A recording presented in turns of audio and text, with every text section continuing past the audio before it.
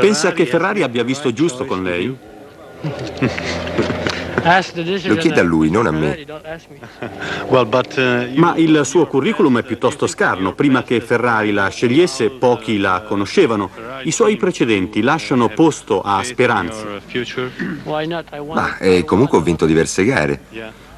Quali? Perché alla Ferrari in genere ci si arriva già da laureati. Ecco, alcune corse in Canada, per esempio, e anche negli Stati Uniti. Insomma, si sente sicuro. Beh, in effetti con più chilometri sulle spalle lo sarò di più maggiormente, ma penso comunque per ora di potercela fare. Le sue prime prove con la Ferrari sono state deludenti. Beh, datemi anche un po' di tempo. A little bit more? Yeah. Okay.